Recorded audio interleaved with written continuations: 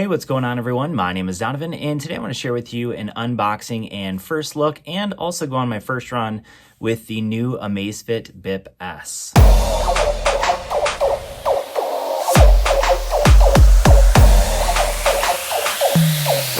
One, two, three, four.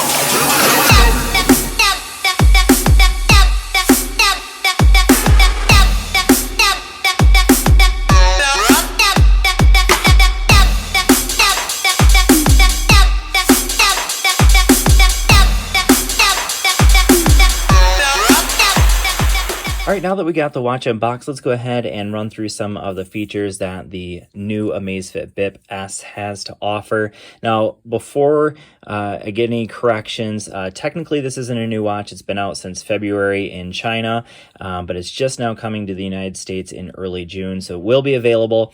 Rumor has it that the price point will be $70. I wouldn't be surprised to see it at $80. You can still get the Amazfit Bip, the original version. I think this is down to like $60, $70. But yeah, I think this one's going to be coming in at around $70 to $80. So either way, it's a fantastic price for a GPS smartwatch. So let's go ahead and run through some of the features that it offers, and we'll also compare it up to a couple other watches that I have here.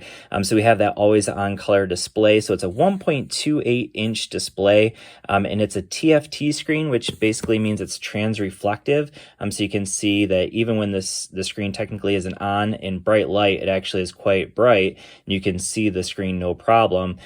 In the dark, you won't be able to see it, so you'll have to be able to you have to hit the button or you can flip your wrist to turn that backlight on. So in the dark, it will be hard to see, but in bright sunlight, it's actually, you don't even have to turn the watch on to be able to see it, or I guess turn on the backlight to see it. It is water resistant up to 50 meters. So in comparison, the original Amazfit Bip was IP68 water resistant, which I think that's like a 30 meter water resistant, but only up to, I think, 30 minutes. So we now have 5 atmospheres of water resistance in the Bip S. It is lightweight, 31 grams, so super lightweight watch. So same weight as the original Amazfit Bip, slightly lighter than this is the Amazfit GTS. This would be kind of an upgrade, but you can see that these three watches basically look identical. This one has a much larger display. I think it's 1.65 inches. Also has some metal. This one's all plastic except for the button. And the Amazfit GTS, of course, has the AMOLED display there. So that's a big difference there. All right, so let's go ahead and take a look at some other things. So we have a heart rate sensor, and I do want to point out that the heart rate sensor is updated from the original Bip. So this is the original heart rate sensor. This is the new updated one. We'll talk about that. I went on my first run with the watch today, and so we'll talk about what I found out about the heart rate sensor. I'm not sure. I must have hit some buttons while we had it flipped over. All right, so there's the heart rate. We got notifications, of course. It is a smartwatch. I'm not going to go through all of the software. We're going to save that for a separate video.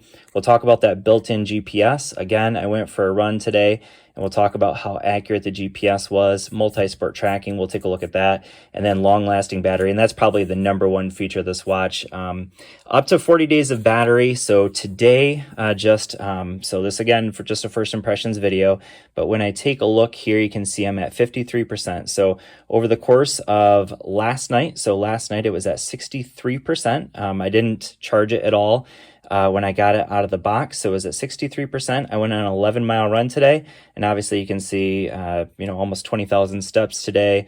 Obviously, I turn the heart rate monitor on to every 1 minute, and then of course during a workout, it actually is constantly checking your heart rate. But other than that, I have it set at 1 minute intervals to check the heart rate. And with that, I've gone down to 10% over the course of today. So going off of that, oh, and by the way, I do also have the brightness all the way up. So obviously there's other ways you can save the battery a little bit more. And probably most people aren't going to be running 11 miles a day. So that's using a lot of GPS. I'm probably a heavy user, I would say, for this watch, and I've gone down 10%. So, with that, you're looking at, with super heavy use, probably 8 to 10 days of battery use, but they say up to 40 days, which wouldn't surprise me if you're using it lightly. So let's see if there's anything else worth mentioning here. So Bluetooth 5.0. It will work with both Android and iOS phones. And then they did actually update the charging pod here. So you can see this is the charging pod. It will not work with the old one. So for those of you that have the old Bip, it will not work, and you can see why right here, because they lowered the actual charging pins here. So a little bit lower here on the new version. So it is still using the 20mm bands. You can see they're quick release, so you can easily swap them out for something else if you want. But the watch is super light, very nice to wear. I had no issues with it at all. But let's go ahead and take a look at some of the features on the watch. I'm not going to go through all the software features, but we'll go through some of them real quick. So let's go ahead and hold this down. And you can see we can change the watch face here. You can also change it through the phone app as well, which I'll bring up here in just a second. So here is the phone app. It's just called Amazfit. You can see it's syncing up with the watch. You can see all the information, my heart rate throughout the day. Here's the workout I went on, weight and things like that. So BMI. They have something called the PAI or Pi, and if you look at that, I'm not really sure how you say that, but that's the personal, where is it? Right here, physiological activity indicator. So I'm not really sure exactly how they measure that, because I think mine was at, if I remember right, yeah, 74. So they say 100 is like perfect. But I would think that with a 11-mile run today that I might have reached that, but apparently I didn't. So we'll take a look at that in another video. We'll look at that more specifically. So you can change the watch face using your phone as well. But you can see the ones that are available here. You can customize some of them, not all of them, simply by hitting this little guy right here. And then we can adjust this to what we want it to be. So I can change the calendar, weather, humidity. You can see there's a number of different options there that you can change. And then when we decided we want that one, we'll go ahead and hit the button. And I'm not actually going to change it to that one. The one I've been using is this one right here. And you can see this one's not customizable. That's because this one is technically not one of the default ones that they have available. So it's one of them I took off of the phone. So I'll set that off to the side here. All right, so if I scroll over to the left, and you can adjust these shortcuts here, but this one is, first of all, a song. So if I want to control my music on my phone, we'll go ahead and go into my music app here real quick so you can see what it's doing. And we're going to go ahead and play the song. Okay, and we'll go ahead and hit pause. Now it's only going to connect up to my phone because obviously the watch doesn't have the ability to actually store any music. So just a heads up there. All these functions work really well. They do lag just a little bit, so I'll go ahead and show you.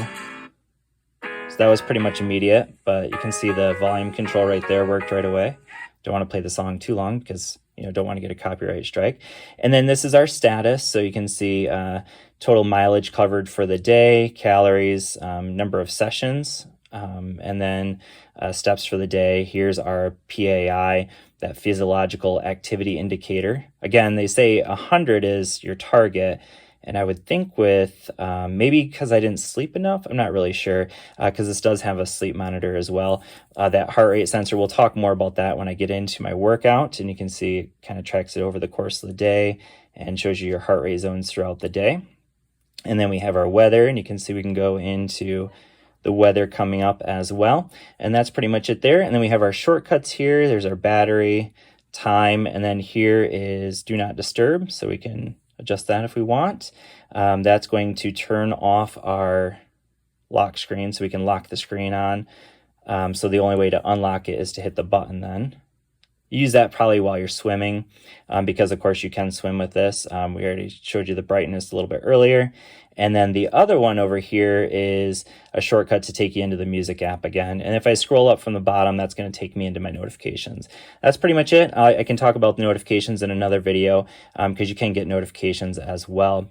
So now let's go ahead and talk about workouts. So if I hit this button right here, that's going to take me into my status, my heart rate. Here's workout, weather, and alarm. So I'm going to go ahead and go into workout so you can see what workouts we can do here. Outdoor running, treadmill, cycling, walking, open water, pool, and then workout history and settings. So I'm going to go ahead and go into the settings real quick. So you can set heart rate alerts. It was originally set by default to 155. So today throughout my run, it kept warning me that my heart rate was too high.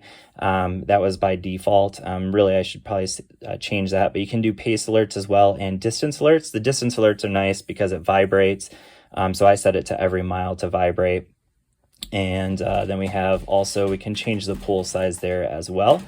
Go ahead and go out of that. Let's go into the workout history. So I've only had it for a day. You can see the workout that I did here.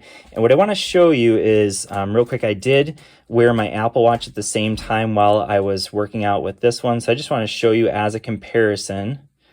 So this was the same exact workout. So here is my distance on my Apple Watch, 11.15 miles versus 11.04. So what I found is that every time I'd made, so if you look here at the map, you can see I made quite a few turns. And what I found is that every time I was making a lot of those little turns, especially like right in here, down there, you could see I was making a ton of little turns. That's when it was losing just a little bit. So essentially it was off by 1/100th of a mile for every mile that I ran today in comparison to my Apple Watch. The other thing I wanted to show though is the heart rate. So here is the pace, 740, 743. The difference there would be because of the distance difference that it had. But here the heart rate, 152 versus 150. So what I found originally when I was wearing this is that it was reading really high. Like when I first went out for my run, I was running at a really easy pace and it had my heart rate at 170, which was definitely not accurate. So what I did was I tightened it down on my wrist and all of a sudden it was perfect. It was within, I would say, a beat or two of where my Apple Watch was at all times. So that's really impressive, I think, for a watch that comes in at $70 to $80, the fact that the heart rate sensor was as close. Now, optical heart rate sensors are definitely not always the best. It's obviously better to have a chest strap. But I think for optical heart rate sensors, especially for a watch that comes in at $80, this one's pretty darn good. GPS, again, it's not going to be perfect. I think my Apple Watch is pretty much spot on when it comes to GPS.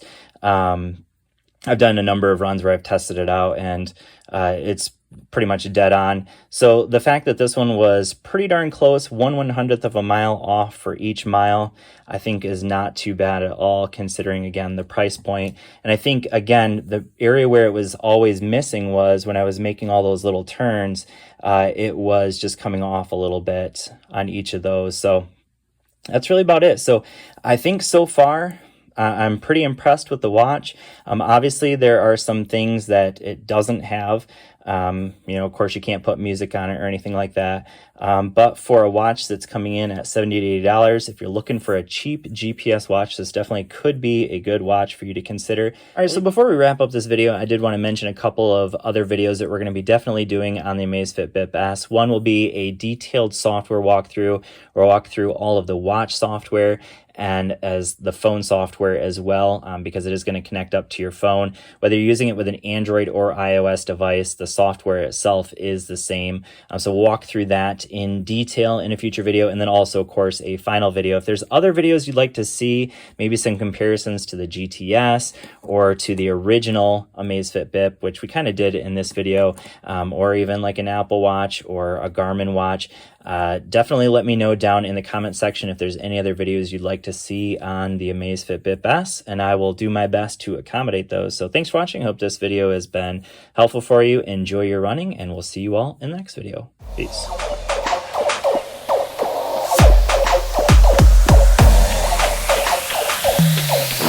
1, 2, 3, 4.